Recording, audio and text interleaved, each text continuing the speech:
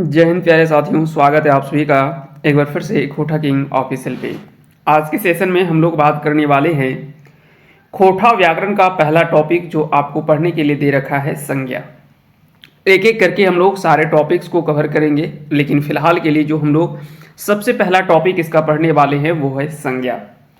संज्ञा के ऐसे तो परिभाषा आप बचपन से पढ़ते हुए आ रहे हैं, तो इसे बहुत ज़्यादा डिटेल में जाने की आवश्यकता नहीं है, लेकिन कुछ कुछ ऐसे भी परिभाषाओं को यहाँ पे शामिल किया गया है, चाहे आप उन्हें अपनी परीक्षा उत्तर लेखन के समय में, है ना, परीक्षा में उत्तर लेखन के समय उन परिभाषाओं को भी, या तो कुछ ऐसे कंटेंट, कुछ ऐसे डाटा आपको मिलेंगे, उन डाटा को आप चाहे तो एग्जामिनेशन में शामिल कर सकते हैं, जो कि कुछ अच्छे लेवल के भी डाटा आपको मिलने वाला है। हर कोई जानता है कि संज्ञा किसे कहते हैं। तो noun is a naming word, यानी नाम देने वाले शब्दों को ही क्या कहा जाता है, संज्ञा कहा जाता है। चाहे वो किसी वस्तु हो, किसी व्यक्ति हो, कोई स्थान का नाम हो, यानी नाम को हम लोग क्या कहते हैं, संज्ञा कहते हैं। कई बार संज्ञा का दूसरा अर्थ नाम के रूप में लिया जाता है। अब एक एक करके हम लोग सभी परिभाषाओं की बात करेंगे। परिभाषा को बताने के पहले यहाँ पे बता दें कि कुछ कुछ ऐसे शब्द आपको मिलेंगे जो कि हो सकता है कि आपको थोड़ा सा समझने में दिक्कतें आए, लेकिन जैसे जैसे हम लोग आगे बढ़ेंगे वो सारी चीजें आपके अच्छे से क्लियर होती चली जाएंगी। सबसे पहली परिभाषा कहता है कि कोन्हो चीजेक नाम के संज्ञा कहल जाए। कोन्हो चीजेक नाम के संज्ञा कहल जाए, यानी किसी वस्तु के नाम को ही क्या कहा जाता है, संज्ञा कहा जाता है। इस लाइन को ध्यान से पढ़िए, यह नहीं बोला जा रहा कि किसी वस्तु को संज्ञा कहा जाता है, किसी वस्तु के नाम को संज्ञा कहा जाता है। यानी अगर मान के चले कि कागज है, तो कागज में कुछ लिखावट हो रही है, तो हम कागज, वो वाला कागज की बात नहीं कर रहे जो हमें दिखाई दे रहा है, उसके लिए जो नाम का प्रयोग करते हैं, शब्द का प्रयोग करते हैं कागज, वो संज्ञा कहलाता है।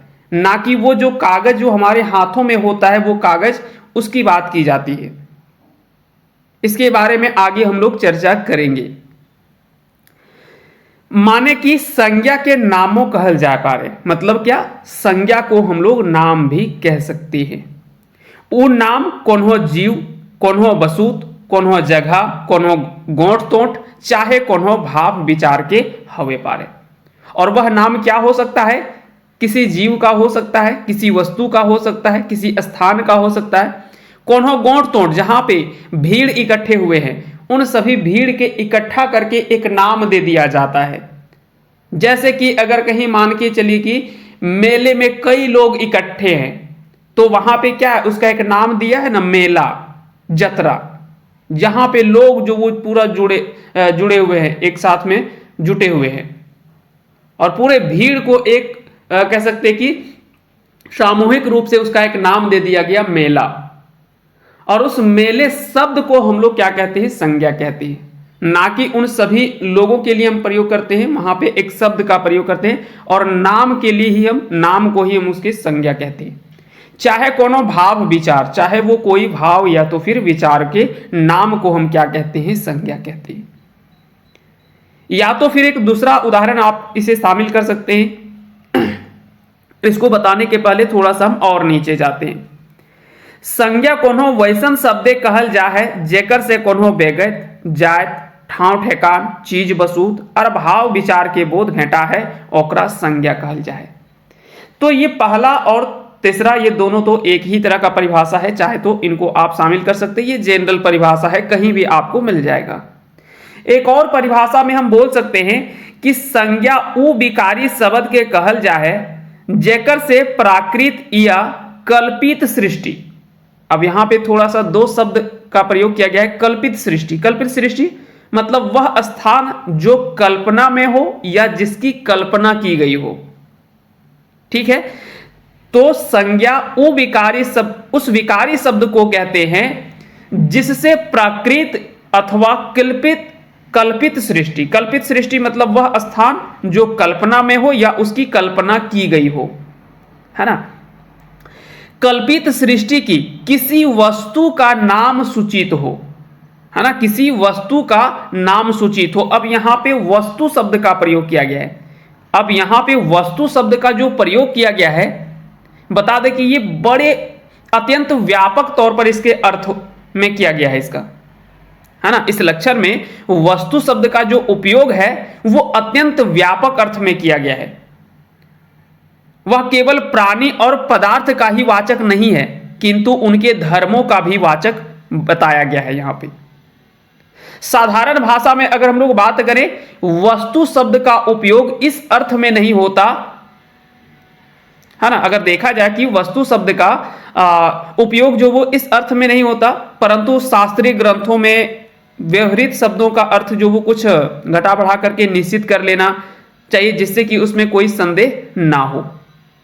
तो यहां पे वसूत शब्द का प्रयोग किया गया है। आगे हम लोग जिक्र करेंगे, आगे हम लोग एक शब्द बार बार प्रयोग करेंगे, पदार्थ, है ना। एक शब्द हम लोग बार बार इसके बारे में चर्चा हम लोग करेंगे, पदार्थ शब्द का। इसके बारे में भी आगे हम लोग चर्चा करेंगे। तो कहते हैं कि संज्ञा पहला क्या है कि उस विकारी शब्द को कहा जाता है जिससे प्राकृत या तो फिर कल्पित सृष्टि में, है ना, कौन्हो वसूत के नाम के बोध हवे है, जैसे कि घर, आकाश, गंगा, अक्षर, बल, जादू, नदी, पहाड़, ये सभी क्या है, ये सभी संज्ञा है। ठीक है। तो यहां पे इन तीनों परिभाषाओं में से किसी भी परिभाषा को आप चाहे तो शामिल कर सकते हैं। आगे हम लोग बढ़ते हैं। अब यहां पे अगला है कि संज्ञा के लक्षण कुछु पढ़ते ई रकम बुझे पारवे।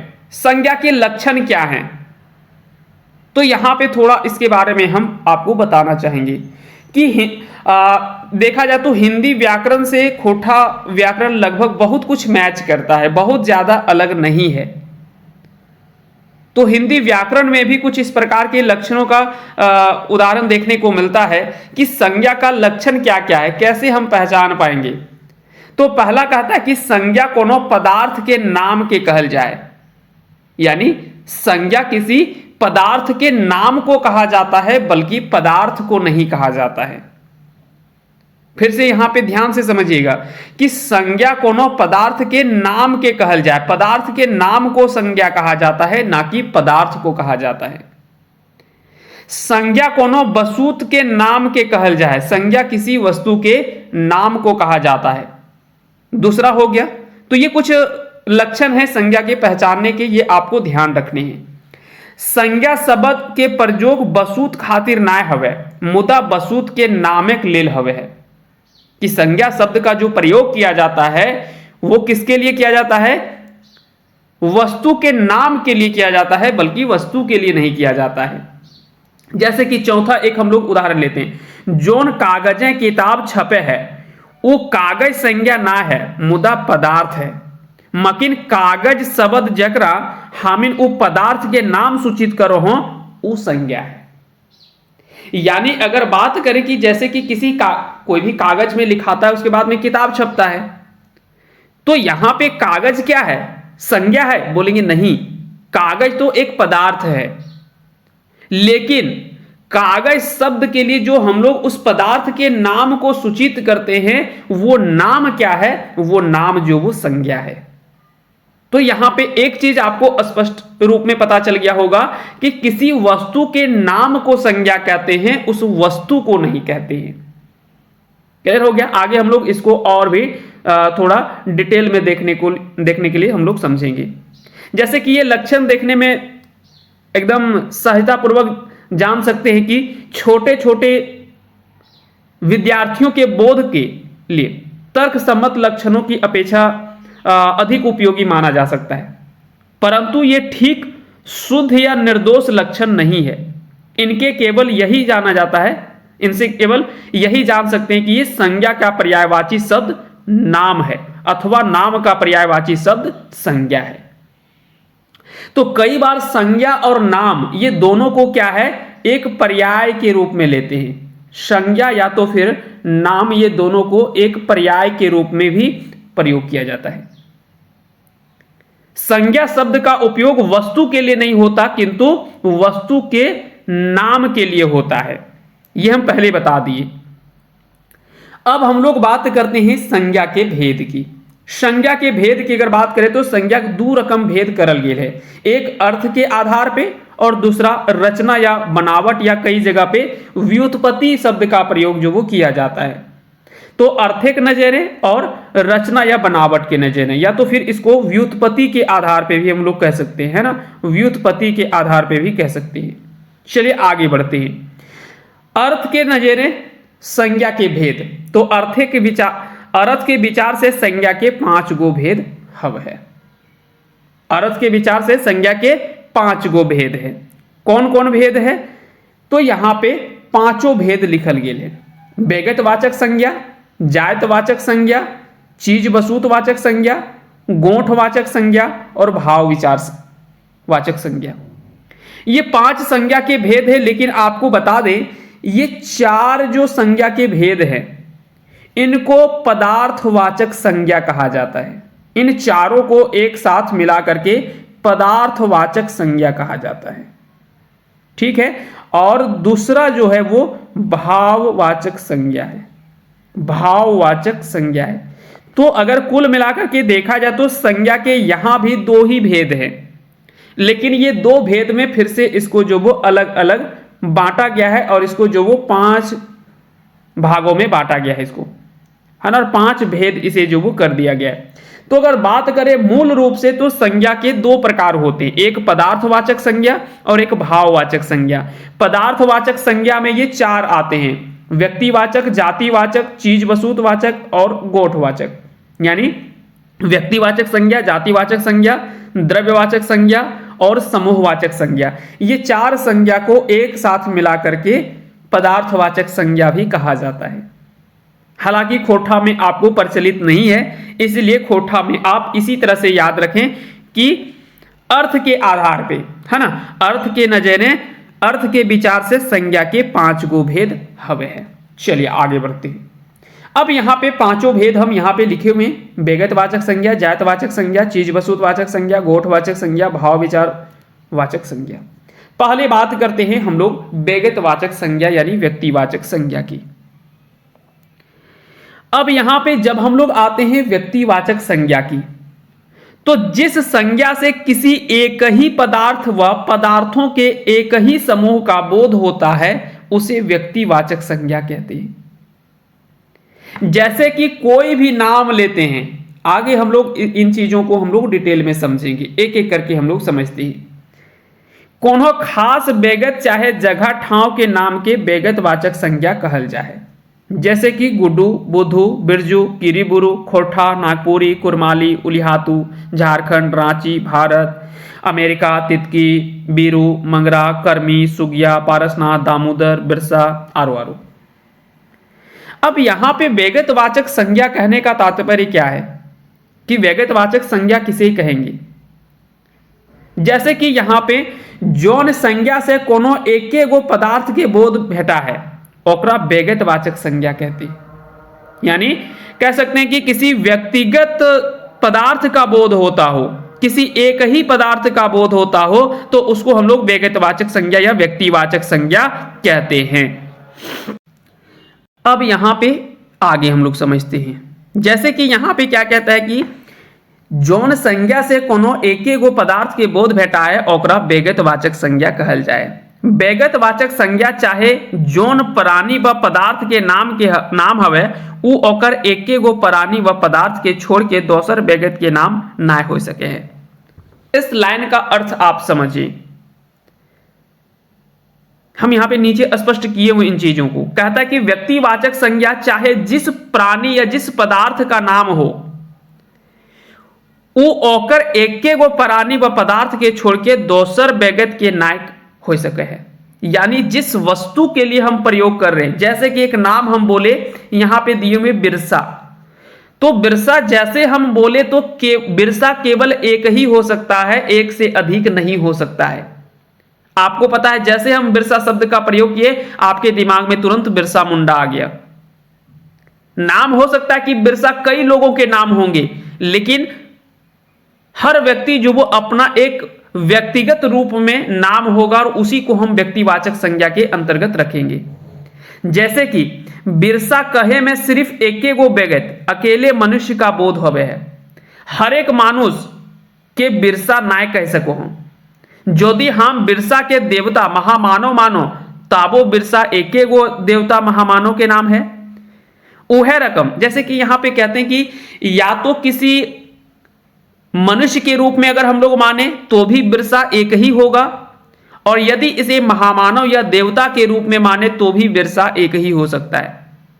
जैसे कि राम कहने से केवल एक ही व्यक्ति अकेले मनुष्य का बोध होता है, प्रत्येक मनुष्य को हम राम नहीं कह सकते, और यदि हम राम को देवता माने तो भी राम एक ही देवता का नाम है ना।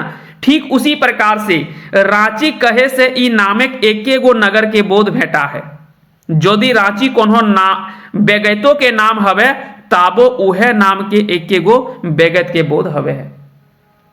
जैसे कि मान के चलते हैं कि उसी प्रकार से काशी, हम एक शब्द का प्रयोग किए काशी, तो काशी कहने से इस नाम के एक ही नगर का बोध होता है। जैसे हम लोग काशी बोले तो वैसे एक काशी हमको स्थान का नाम पता चल गया, तुरंत हमारे दिमाग में काशी चला गया।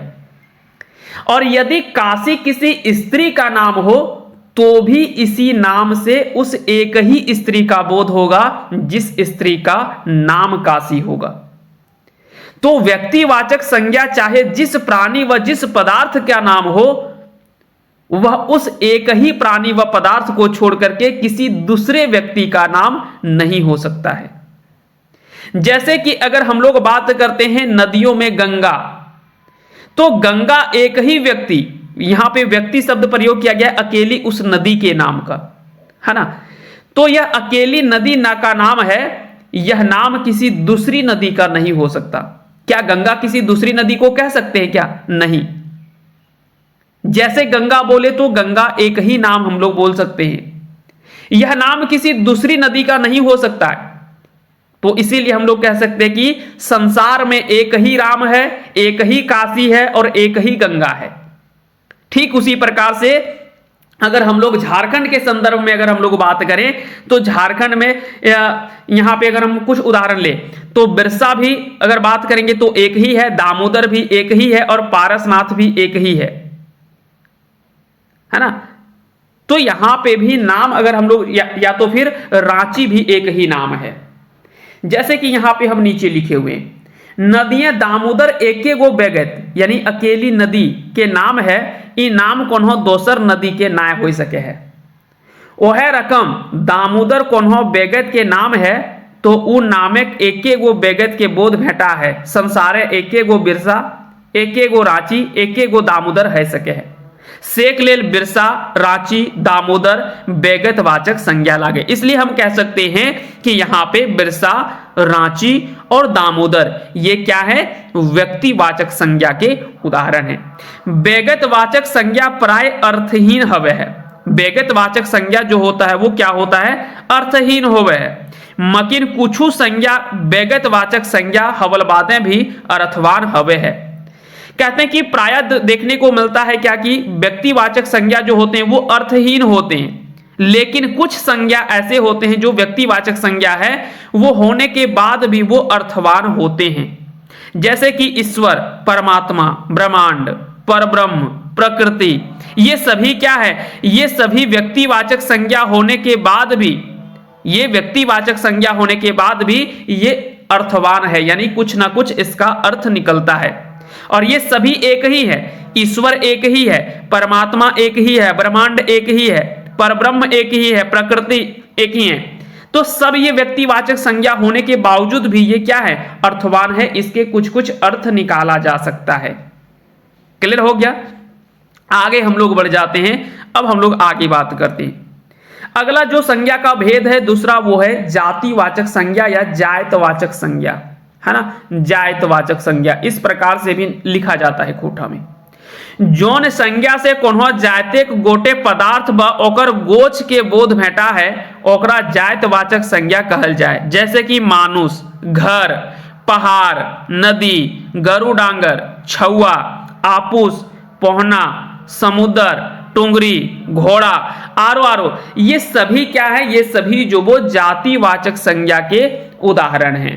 अब यहां पे जातिवाचक संज्ञा कहता है कि जिस संज्ञा से जिस संज्ञा से किसी जाति के संपूर्ण पदार्थों व उनके समूहों का बोध होता है उसे हम लोग जातिवाचक संज्ञा कहते हैं।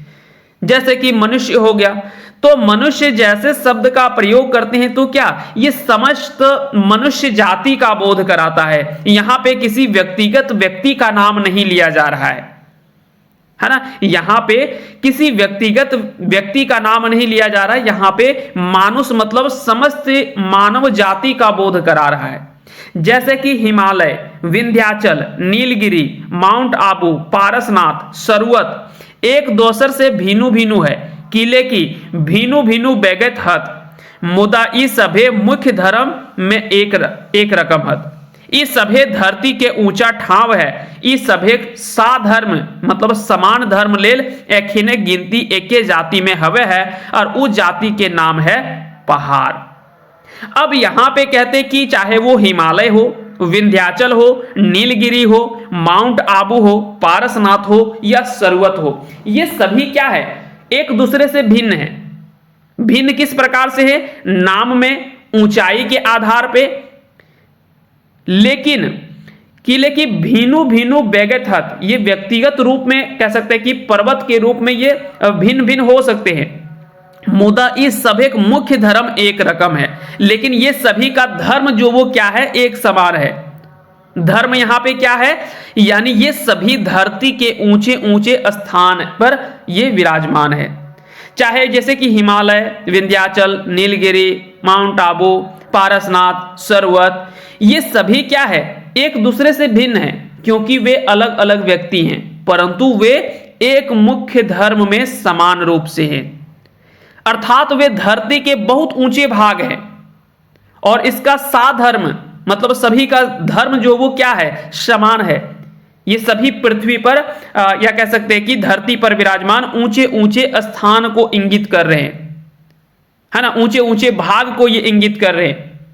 और इन सभी का जाति क्या है, एक ही जाति में गिनती होता है, उस जाति का नाम क्या है पहाड़ है। तो ये सभी पहाड़ के अंतर्गत ही आते हैं, चाहे वो माउंट आबू हो, विंध्याचल हो या तो पारसनाथ हो या अन्य जो भी पहाड़ का नाम हो, ये सभी क्या है इन सभी का एक ही जाति है और वो जाति क्या है पहाड़ है। ठीक उसी प्रकार से यह रकम गंगा, यमुना, नर्मदा, दामोदर, स्वर्णरेखा, बराकर और ई जातिक दोसर सब बेगत के खातिर नदी नाम के प्रयोग करल जाए। और जिस प्रकार से यहां पे हम पर्वतों के बारे में बात की कि इन सभी का जाति एक ही है और वो एक जाति का इंगित कर रहा है, वो पहाड़ जाति से है। ठीक उसी प्रकार से गंगा, यमुना सभी नदियों में अलग अलग होने के बावजूद भी अगर इसको एक जाति में अगर दिखाना हो तो वो नदी जाति का बोध करा रहा है ना। तो नदी क्या हो गया, जातिवाचक संज्ञा हो गया। और जितने ये अलग अलग नाम हैं ये सभी नाम क्या हो गए, ये सभी व्यक्तिवाचक संज्ञा हो गए, है ना। ये क्या हो जाएगा, ये व्यक्तिवाचक संज्ञा हो जाएगा और नदी क्या है जातिवाचक संज्ञा हो जाएगा। ठीक उसी प्रकार से पहाड़ क्या है, ये जातिवाचक संज्ञा है, लेकिन हिमालय ये सभी नाम जो है वो सब क्या है, ये व्यक्तिवाचक संज्ञा है। तो हो सकता है कि इस तरह से चीजें आपको ध्यान रखनी है, यहां पे आपको अच्छे से समझ में आ गया होगा। अब हम लोग आगे बढ़ते हैं। यहां पे हम उदाहरण दे दिए हैं, पहले इतना सारा उदाहरण जो दे रखा है ये जातिवाचक संज्ञा का ही उदाहरण है। क्लियर हो गया। जैसे कि घर, नदी, पहाड़, गरुडांगर, छुआ मतलब बच्चा, तो बच्चा भी क्या है एक समस्त जाति का बोध करा रहा है ना। जुआन, बूढ़ा, तो बूढ़ा क्या है, बूढ़ा भी तो जाति का ही बोध करा रहा है। यहां से समस्त बूढ़े वृद्धों का एक पूरा समूह को दर्शा रहा है। यहां पे किसी एक व्यक्तिगत बूढ़ा को, किसी एक बूढ़ा का शब्द का, किसी एक बूढ़ा व्यक्ति का नाम का यहां पे जिक्र नहीं कर रहा है, ये समस्त बूढ़ा जाति का बोध करा रहा है ना। ये कह सकते हैं कि समस्त उन जातियों का बोध कराता है।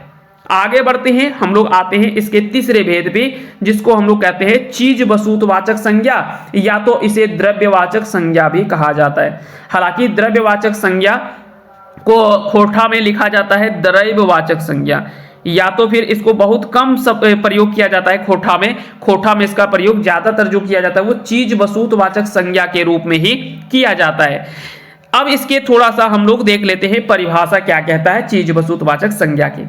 कहते हैं कि जौन संज्ञा से कोनो चीज वस्तु व कोनो द्रव्य के बोध भेटा है ओकरा चीज वस्तुवाचक संज्ञा कहल जाए। जैसे कि पखन मतलब पत्थर, पानी, कच्चा, धान, चाउर, सोना, चांदी, लोहा, हीरा, दूध, तेल, घी, लुगा, गेहूं, ये सभी क्या है, ये सभी चीज वस्तुवाचक संज्ञा के उदाहरण है। एक यहाँ पे विवादित आता है उदाहरण लुगा। लुगा को कई बार जातिवाचक संज्ञा में भी रखा जाता है और कई बार इसको क्या है चीज वस्तुवाचक संज्ञा में भी रखा जाता है। तो बता दें कि ऐसे उदाहरण को आप देख लीजिएगा। जैसे यहाँ पे तो आपको ऑप्शन देना नहीं है, यहाँ तो आपको लिखना है मेंस आंसर राइटिंग में, इसलिए यहाँ पे आपको बहुत ज्यादा घबराने की आवश्यकता नहीं है। चाहे तो इसे शामिल भी कर सकते, नहीं चाहे तो नहीं शामिल कर सकते। चीज वस्तुवाचक संज्ञा में फिर इसको हम लोग अलग अलग बांट सकते हैं, जैसे कि ठोस में, द्रव्य में और गैस में, है ना। ठोस में सोना, चांदी, लोहा, हीरा, तांबा, पत्थर, ये सभी जो वो द्रव्य में पानी, तेल, दूध, घी, दही, ये सभी जो वो शामिल कर सकते हैं। गैस में धुआं, ऑक्सीजन, कुहासा, आरओ गैस, ये सभी क्या है, ये सभी जो वो चीज वस्तुवाचक संज्ञा के उदाहरण है। चौथा भेद जो आता है वो है गोंठवाचक संज्ञा। बहुत आसान है। जौन संज्ञा से कोनो बेगत चाहे जिनिस के गोंठ चाहे जमाव के बोध भेटा है ओकर नाम के गोंठवाचक संज्ञा कहल जाए। जैसे कि बरग, गोच, घोद, पेठिया, जतरा, बैठकी, पंचायती, बरियात, सेना, बुढ़झार, गोठवार, ये सभी क्या है गोठवाचक संज्ञा के उदाहरण हैं। तो ये काफी आसान है, चाहे तो आप अच्छे से इसका आंसर आप लिख भी सकते हैं। अब हम लोग बात करते हैं भाव विचारवाचक संज्ञा की, भाववाचक संज्ञा की। कहते हैं कि जौन संज्ञा शब्द से ककरो भाव, गुण, दोष, दशा, विचार के बोध करावे है ओकरा भाववाचक संज्ञा कहल जाए। जैसे कि ढरनच, टिड़वैनी, अनमनी, सनसनी, गरगरी, बुढ़ारी, छौवाली, गिदराली, चेंगराली, कनकनी, चेकाट, गनगनी, पितरांत, लोभायल, अपनवल, ये सभी क्या है भाववाचक संज्ञा के ये उदाहरण हैं। तो ये उदाहरण को आप जरूर याद रखिएगा। अब हम लोग बात करते हैं कुछ और। एक दूसरा हम लोग ले सकते हैं कि जौन संज्ञा से पदार्थें पावल कोनो धर्म के बोध करावे है वो भाववाचक संज्ञा कहते हैं। अब देखिए यहाँ पे थोड़ा सा इसको आप अच्छे से याद रखिएगा कि भाववाचक संज्ञा कहते किसे हैं। तो एक और इसका हम लोग ले सकते हैं डिफिनेशन के तौर पर, परिभाषा के तौर पर, कि जिस संज्ञा से, है ना, जिस संज्ञा से पदार्थ में पाए जाने वाले किसी धर्म का बोध होता है उसे भाववाचक संज्ञा कहते हैं। अब यहां पे एक सवाल उठता है कि पदार्थ में पाए जाने वाले धर्म ये क्या है, थोड़ा सा इसके बारे में बताएं। तो हम आगे बताते हैं आपको, थोड़ा सा इस उदाहरण को आप देख लीजिए। जैसे कि लंबाई, चतुराई, बुढ़ारी या बुढ़ापा, मिठास, बुद्धगर, लुरगर, कनकनी, ये सभी क्या है भाववाचक संज्ञा के उदाहरण हैं। अब हम लोग आते हैं नीचे। आपको पता होगा कि प्रत्येक पदार्थ में कोई ना कोई अपना धर्म जरूर होता है। किसी पदार्थ में एक से अधिक धर्म भी होते हैं, लेकिन कम से कम एक धर्म तो हर पदार्थ का होता है, प्रत्येक पदार्थ का होता है। जैसे कि पानी में शीतलता, ये इसके गुण या धर्म के रूप में हम यहां पे बात कर रहे हैं। धर्म के रूप में आप समझ लीजिएगा कि उसके अंदर का वो गुण अवगुण जो भी होगा उसका बोध करा रहा है। तो जिस प्रकार से पानी में शीतलता, आग में उष्णता, सोने में भारीपन, मनुष्य में विवेक, पशु में अविवेक, ये सभी क्या है प्रत्येक पदार्थ के अपने अपने धर्म हैं और प्रत्येक पदार्थ का कुछ ना कुछ अपना धर्म होता है। तो वही है कि हर एक पदार्थ कुछ ना कुछ धर्म हवे है। ये रकम पानी में शीतलता, आग में गर्माहट, सोना में भारीपन, मानुष में बुद्ध, गरु डांगर में अविवेक, है ना। अविवेक मतलब जिसमें बुद्धि उतना कम होता है। जब हमें कहो हो कि खास चीज पानी है तब हमर मने एक ले बेसी धार्मिक टवान भेटा है और उहे धर्म भाव से हमिन उ पदार्थ के बदले दोसर चीज ना समझो। क्या पानी के बदले हम लोग कभी आग सोच सकते हैं क्या? नहीं सोच सकते। क्या पानी के बदले कभी हम लोग तेल सोच सकते हैं क्या? नहीं सोच सकते। क्यों? क्योंकि पानी के धर्म के बारे में हमें पता है। जैसे पानी शब्द का प्रयोग करते हैं तो वैसे हमारे दिमाग में बहुत सारी चीजें चलने लगती है। जिस प्रकार से जैसे हम लोग तेल शब्द का प्रयोग करते हैं तो तुरंत हमारे दिमाग में, मस्तिष्क में क्या है, उसके प्रति कुछ ना कुछ धर्म हमें बताने लगता है, क्योंकि हमें उसके धर्म के बारे में हमारे पास में जानकारी है। तो ठीक उसी प्रकार से कहते हैं कि भाववाचक संज्ञा उसके धर्म का बोध कराता है। ठीक है, तो जिस संज्ञा से पदार्थ में पाए जाने वाले किसी धर्म का बोध होता है वो भाववाचक संज्ञा कहते हैं। क्लियर हो गया? जैसे कि बूढ़ा, जैसे मन में आया बूढ़ा, तो बूढ़ा का क्या हो गया, बुढ़ारी। तो बुढ़ारी से यहां पे क्या है, बुढ़ारी से हमें क्या इंगित हो रहा है, बूढ़ा में पाए जाने वाले धर्म का बोध हो रहा है। जैसे मन में आता है बुढ़ारी, तो बुढ़ारी मतलब क्या आ गया, हम बुढ़ारी को नहीं देख रहे हैं, लेकिन उनके धर्मों को हम जरूर पहचानते हैं कि बूढ़ा है तो मतलब एज ज्यादा होगा, थोड़ा शरीर झुका हुआ होगा, हाथ में लाठी या डंडा होगा, है ना, और चलने में बड़ा असमर्थ होगा, तो उसे हम लोग बुढ़ारी कहते हैं। तो बुढ़ारी हम इसको देख नहीं सकते हैं, लेकिन उसे महसूस कर सकते हैं। तो भाववाचक संज्ञा वही है कि उनमें पाए जाने वाले धर्मों को, चाहे वो गुण हो अवगुण हो, उनको हम लोग जानते हैं, उसे देख सकते हैं, नहीं देख सकते हैं, लेकिन उनको महसूस हम कर सकते हैं और उनके धर्मों से हम परिचित होते हैं। हिया पदार्थ माने कुछ विशेष धर्म से बनल एक मूर्ति है, कोन्हो धर्म एक ले बेसी पदार्थे भेटा है। अब देखिए कई बार बोले ना कि किसी कोन्हो धर्म एक ले बेसी पदार्थ में बैठा है, यानी कई ऐसे धर्म हैं जो कि एक से अधिक पदार्थों में भी देखने को मिलता है। जैसे कि लंबाई, तो लंबाई कई पदार्थ में देखने को मिल सकता है, चौड़ाई, मोटाई, वजन, आकार, ये सभी जो वो क्या है, एक से अधिक पदार्थों में भी देखने को मिल सकता है। अगला है कि पदार्थिक धर्म पदार्थ से भिन्न ना रह सके हैं। कभी भी पदार्थ और उसके धर्म जो वो अलग नहीं रह सकता है, पदार्थ का धर्म पदार्थ से अलग नहीं रह सकता है। अर्थात हम यह नहीं कह सकते कि यह घोड़ा है और वह उसका बल है या उसका रूप है। कभी ऐसा कहते हैं क्या कि यह घोड़ा है और वह उसका बल है? बल हम लोग अलग से बता सकते हैं क्या? नहीं कर सकते, उसको अलग नहीं किया जा सकता। तो प्रत्येक पदार्थ और उसका धर्म जो वो क्या है, एक साथ में जुड़ा हुआ होता है ना। यह नहीं कह सकते कि ये घोड़ा है और वह उसका बल है। तो भी हम अपनी कल्पना शक्ति के द्वारा परस्पर संबंध रखने वाली भावनाओं को अलग कर सकते हैं। फिर भी हम लोग क्या है, जैसे हमारे दिमाग में आता है कि घोड़ा, तो घोड़ा के प्रति कुछ धर्म जो वो निकल करके आता है कि घोड़ा बड़ा सुंदर देखने में लगता है, घोड़ा ताकतवर होता है, दौड़ने में बड़ा तेज होता है। अब बोलेंगे यार ताकतवर तो किसी और से भी जोड़ सकते हैं, बोले हाँ जोड़ सकते हैं। ताकत को क्या है, बल को हम हाथी से भी जोड़ सकते हैं कि हाथी भी बड़ा ताकतवर होता है। तो यहां पे हम इसी चीज के बारे में तो बताएं कि कोन्हो धर्म एक ले बेसी पदार्थे भेंटा है। जैसे कि बल, तो बल क्या है, एक से अधिक पदार्थों में जोड़ सकते हैं। हाथी में भी बल होता है, घोड़ा में भी बल होता है, सांड में भी बल होता है। तो इस प्रकार से जो वो एक धर्म को, किसी धर्म को एक से अधिक पदार्थों के साथ में हम जोड़ करके दर्शा सकते हैं, बता सकते हैं। तो यहां पे समझ में आ गया होगा आपको कि पदार्थिक धर्म पदार्थ से भिन्न नाय रह सके है। मने खामिन ई नाय कहे पारो कि ऊटा घोड़ा है और ईटा घोड़ा है और ऊटा ओकर बल है या ओकर रूप है। इस प्रकार से हम लोग कह सकते हैं क्या? नहीं कह सकते। धर्म, गुण और भाव पर्यायवाची शब्द है। भाव शब्द के प्रयोग कुछ हेठे देखा पारा। अब देखिए धर्म, गुण और भाव ये प्रायः माना जाता है कि ये पर्यायवाची शब्द है।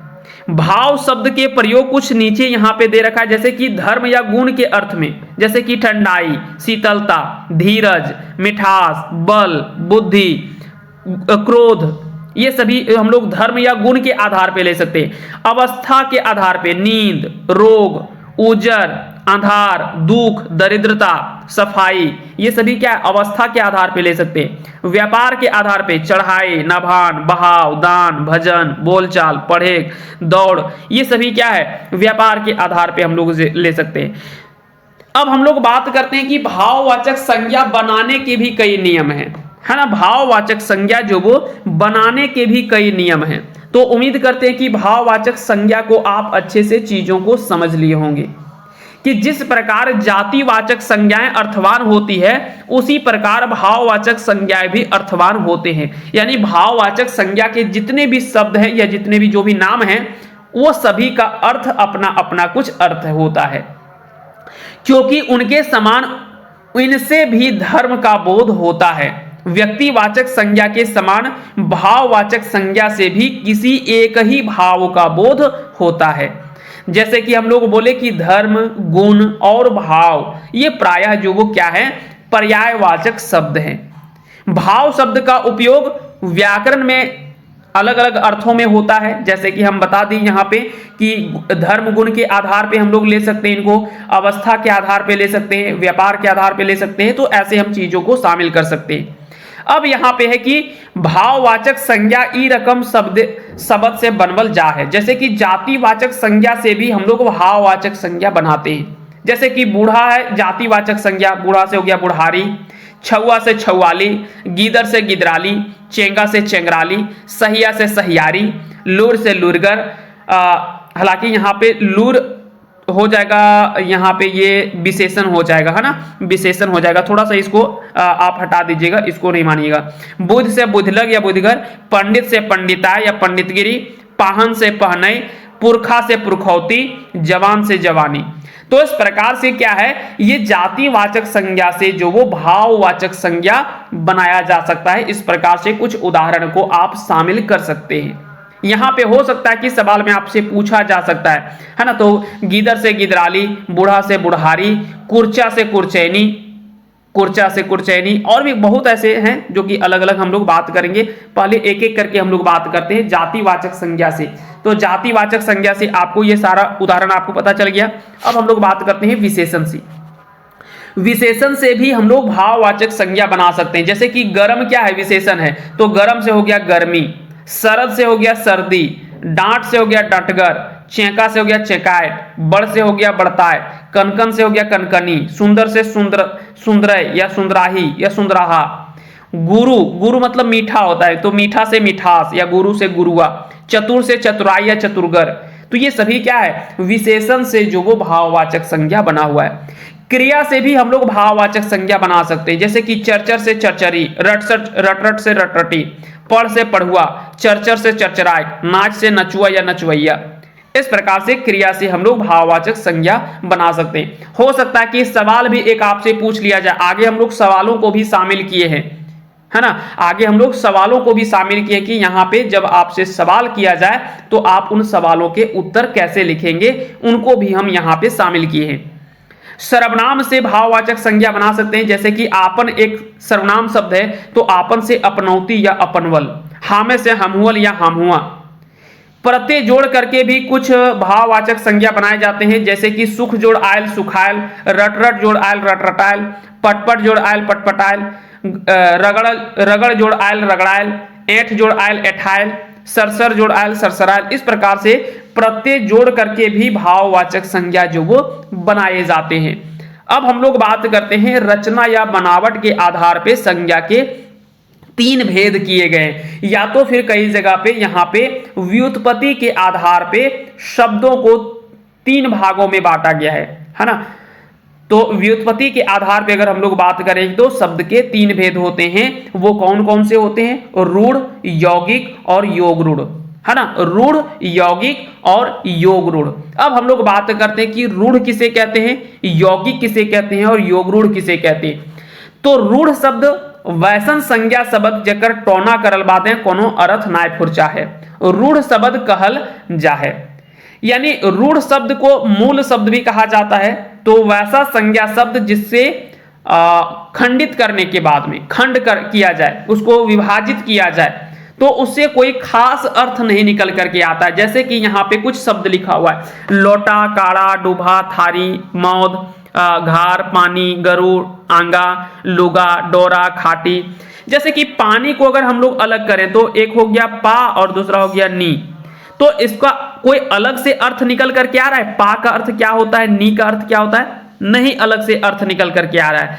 तो यहां पे कहते हैं कि वैसे संज्ञावाची शब्द जिसे खंड करने के बाद में, खंडित करने के बाद में या उसे टुकड़ा करने के बाद में उसका कोई खास अर्थ नहीं निकलता है या कोई खास अर्थ नहीं स्पष्ट होता है, उसे हम लोग रूढ़ शब्द कहते हैं, है ना। तो वैसे को हम लोग क्या कहते हैं? रूढ़ शब्द कहते हैं। दूसरा आता है यौगिक। यौगिक कैसे कहते हैं?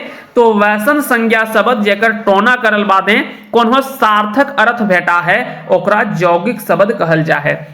जैसे कि रिंधा घार, तो रिंधा और घार, देखिए रिंधा मतलब जहां पे खाना बनाया जाता है और घर मतलब जहां पे जिस घर में भोजन बनाया जाता है, यानी रिंधा घर अर्थात किचन हो गया। घर बारी, तो घर और बारी ये देखिए दोनों का अपना अपना कुछ अर्थ है। धर्मशाला, धर्म का शाला, शाला मतलब स्थान होता है, धर्म मतलब जहां पे धार्मिक कार्यक्रम किए जाते हैं तो उस जगह पे जो स्थित आवास होता है उसको धर्मशाला कहा जाता है।